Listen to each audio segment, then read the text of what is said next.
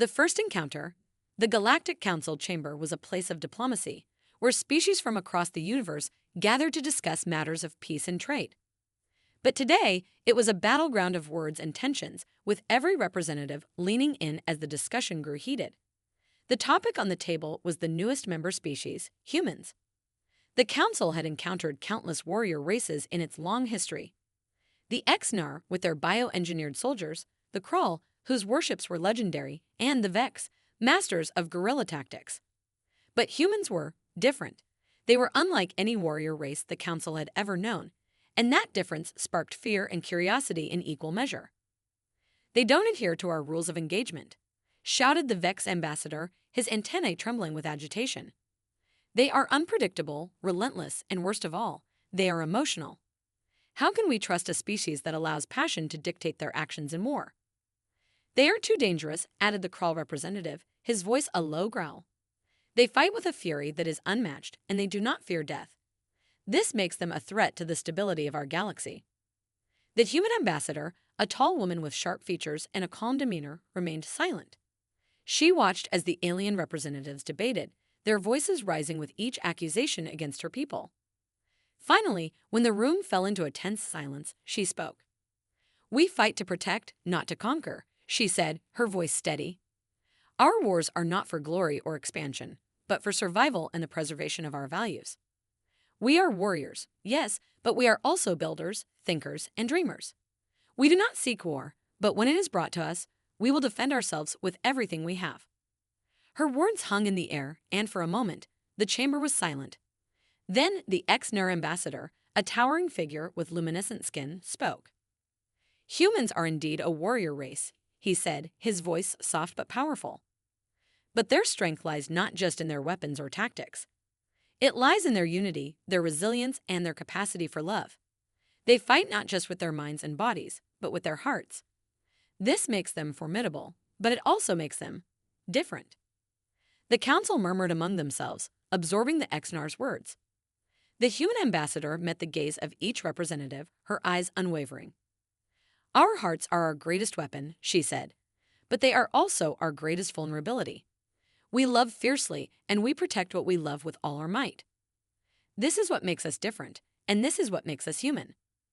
As she spoke, the doors to the chamber opened and a figure entered. It was a man clad in the uniform of a human soldier. He was tall and broad-shouldered, with a rugged face that bore the scars of battle. But there was a softness in his eyes, a gentleness that seemed out of place in such a warrior. "Commander Thorn," the ambassador said, acknowledging the soldier with a nod. "This is the man who led our forces in the Battle of Epsilon Prime. A battle that we fought not for conquest, but to defend an allied species from annihilation." The council members eyed the soldier with curiosity and caution. Thorn stood at attention, his expression unreadable. "Commander," the Krull representative said, his voice dripping with skepticism, "you are said to be one of the most skilled warriors in your species. Tell us, what drives you to fight? What makes you such a relentless force in battle?" Thorn's gaze shifted to the ambassador, who gave him a small nod of encouragement. He then turned back to the council, his voice calm and measured. "I fight because I must," he said. "I fight to protect my people, my home, and the values we hold dear. But more than that, I fight for those I love. For my family, my friends, and for a future where they can live in peace. That is what drives me. That is what makes me a warrior." The room fell silent once more as the council members absorbed his words. The human ambassador stepped forward, her eyes shining with determination. "We are a different kind of warrior race," she said. "We do not seek war, but when it comes, we face it with everything we have. Our strength lies not just in our weapons, but in our love, and that is a force that cannot be underestimated." The council members exchanged glances, their earlier hostility tempered by a newfound respect. The human ambassador had made her point, and the council knew that they were dealing with a race unlike any other. But as the meeting concluded and the representatives began to file out, one figure remained behind. The ex-Nur ambassador, who had spoken earlier in the humans' defense, approached Commander Thorn. "There is something about your species that intrigues me," he said, his eyes narrowing in thought. "Something that goes beyond your ability to fight. I would like to learn more about your kind, if you are willing." Thorn glanced at the human ambassador, who nodded her approval. He then turned back to the ex-Nar, a small smile tugging at the corner of his lips. "I would be honored," he said. "Perhaps we can teach each other something valuable." And with that, the first seeds of an unexpected alliance were sown. One that would test the limits of trust, challenge the boundaries of love, and ultimately change the course of galactic history. The Bond of Warriors. The days following the council meeting were a whirlwind of diplomatic activity. The ex-Nar ambassador, whose name was Kel, made good on his promise to learn more about the humans. He spent hours in conversation with Commander Thorn, discussing everything from military tactics to philosophy. But it was clear that Kel was most interested in understanding what made humans different, their emotions, their capacity for love, and how these traits influenced their approach to war. Thorn, for his part, found Kel to be a fascinating study. The ex-Nar were a species that valued logic and reason above all else, but there was a depth to Kel that Thorn hadn't expected. He saw in the ambassador a kindred spirit, someone who, despite his outward calm, was driven by a deep, unspoken passion.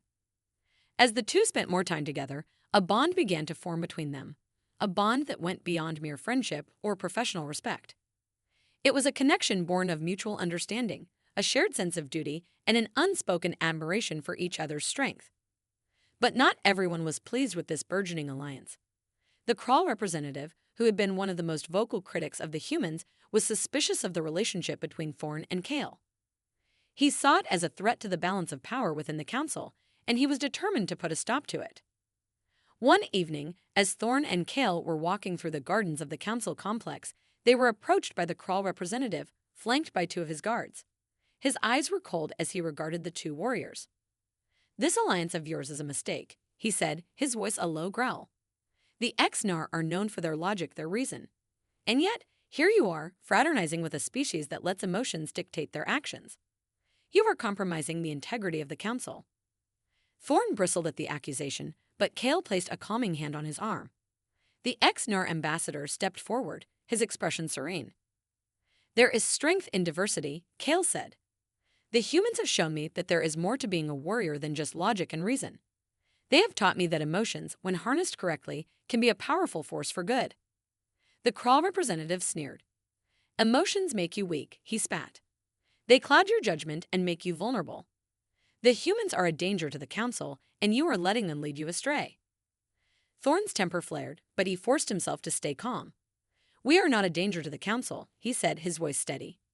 "We are here to contribute, to protect, and to learn. And we have much to offer if you would only give us a chance." The Krall representative glared at Thorn, but before he could respond, Kale stepped forward, his eyes locked on the Krall. "I have made my decision," Kale said firmly. "The ex-Nar will stand by the humans. We believe that their unique approach to war, rooted in both logic and emotion, is something that the council can learn from. And we will not be swayed by threats or intimidation." The Krall representative's eyes narrowed, but he said nothing more. With a final contemptuous glance at Thorn, he turned on his heel and stalked away, his guards following close behind. As the Krall disappeared into the shadows, Thorn let out a breath he hadn't realized he'd been holding. He turned to Kale, gratitude and admiration shining in his eyes. "Thank you," he said quietly. "You didn't have to do that." Kale smiled, a rare expression that softened his usually stoic features. "You have shown me a different way of thinking, Thorn," he said. "A way that I believe can strengthen the council, and perhaps even bring about a new era of peace. I am willing to fight for that." Thorn felt a warmth in his chest at Cal's words, a warmth that was quickly followed by a pang of something deeper, something more personal. He had never felt this way before, not even for his own kind. It was a confusing, exhilarating sensation, and he wasn't quite sure what to make of it. As they continued their walk through the gardens, the two warriors fell into a comfortable silence. But beneath the surface, a new tension simmered, one that had nothing to do with politics or war, and everything to do with the growing bond between them. Neither Thorn nor Kale knew where this bond would lead, but one thing was certain. Their relationship, whatever it was about to be tested in ways neither of them could have imagined. The battle within. The tension between the humans and the Krall had reached a boiling point. The council's discussions had grown increasingly fraught, with the Krall representative doing everything in his power to undermine the humans' position. It was clear that he viewed them as a threat to the established order, and he was determined to see them removed from the council. Thorn and Kale continued to meet in secret, their bond growing stronger with each passing day. But the weight of their responsibilities weighed heavily on them, and they both knew that their alliance would soon be put to the ultimate test. The breaking point came when the Crawl launched a surprise attack on a human outpost on the edge of Council space. The attack was brutal, leaving dozens of humans dead and the outpost in ruins. It was a clear violation of Council protocol, and it threatened to plunge the galaxy into war.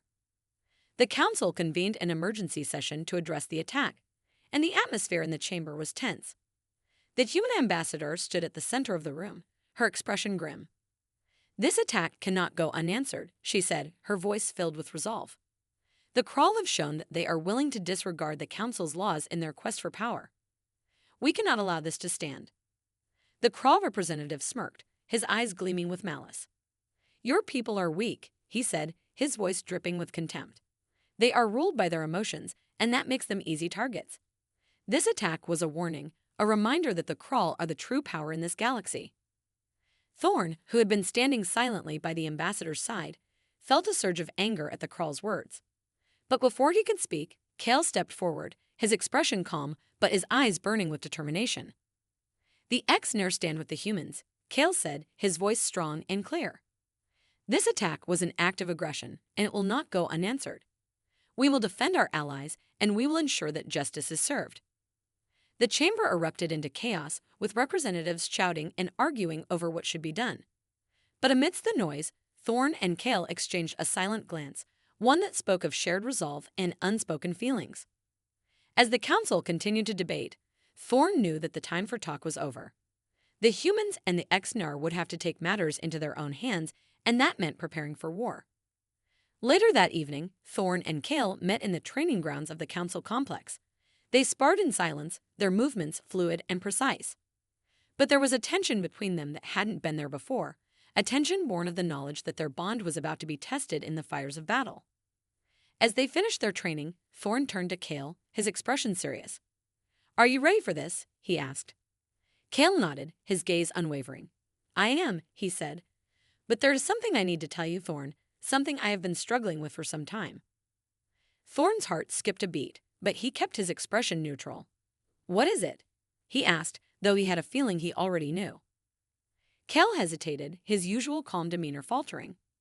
I have grown to care for you, Thorn," he said quietly. "More than I should. More than is appropriate for a warrior."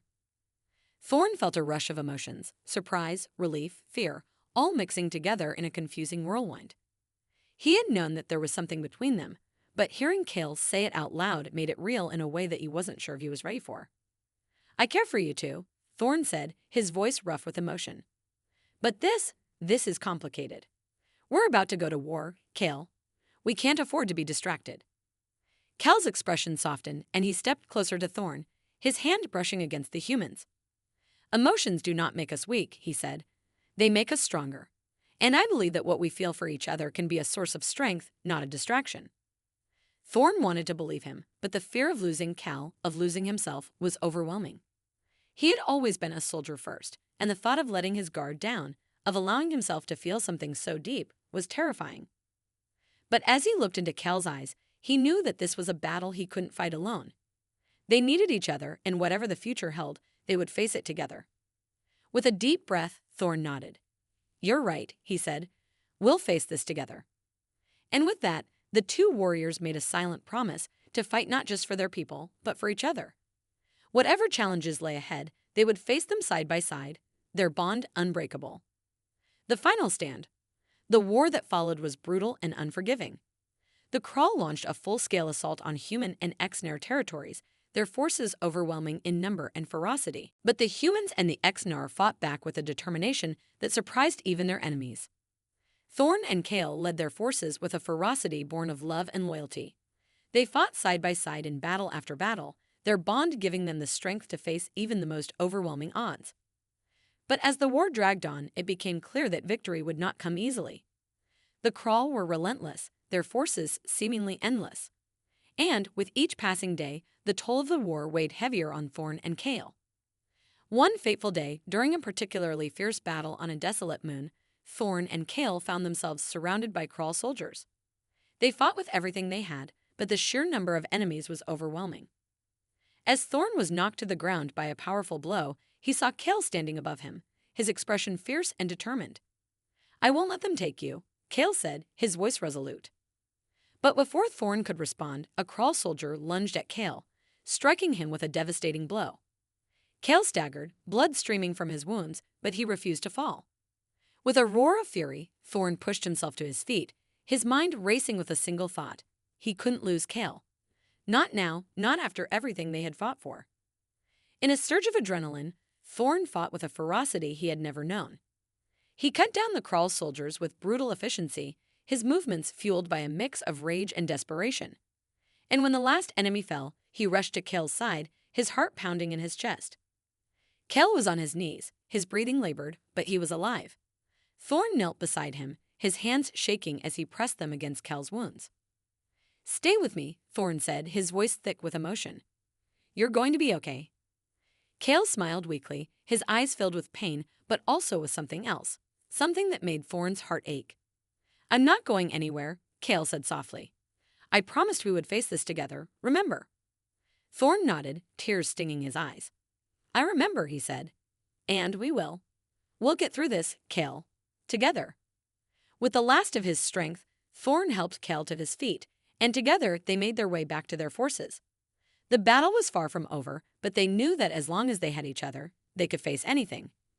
In the end, it was their love that gave them the strength to keep fighting, a love that transcended species, culture, and even the horrors of war.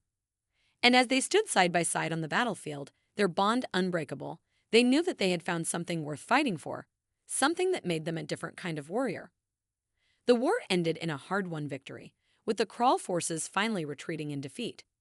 The humans and the Ex-Nar had proven that strength wasn't just about numbers or firepower, it was about the connections that bound them, the emotions that fueled them, and the love that made them fight harder than anyone ever thought possible. As the galaxy began to rebuild, Thorn and Kale continued to stand together, their bond stronger than ever. They had faced the fires of war and come out on the other side, not just as allies, but as something more. They were a different kind of warrior race, one that fought not just with their minds and bodies, but with their hearts. And in the end, it was that love that made them unstoppable. The war ended in a hard-won victory, with the Crawl forces finally retreating in defeat. The humans and the Ex-Nar had proven that strength wasn't just about numbers or firepower, it was about the connections that bound them, the emotions that fueled them, and the love that made them fight harder than anyone ever thought possible. As the galaxy began to rebuild, Thorn and Kale continued to stand together, their bond stronger than ever. They had faced the fires of war and come out on the other side, not just as allies, but as something more, something that defied the boundaries of their species and the roles they were supposed to play. One evening, as the stars glittered above the peaceful fields where battles had once raged, Thorn and Kale stood side by side, watching the sky. The scars of war were still fresh, but in that moment they felt a profound sense of peace, one that they had earned through blood, sweat, and tears. Thorn turned to Kale, his gaze softening as he took in the sight of the Ex-Nar warrior who had become so much more than a comrade. "We've been through hell together," he said quietly, his voice filled with emotion. "But I wouldn't change a thing. Not if it brought us here." Kale smiled, a rare, genuine smile that lit up his usually stoic face. "Neither would I," he replied, his hand reaching out to clasp Thorn's. "Whatever comes next, we'll face it together. Always." In that shared silence, they found something beyond victory, something beyond the end of a war.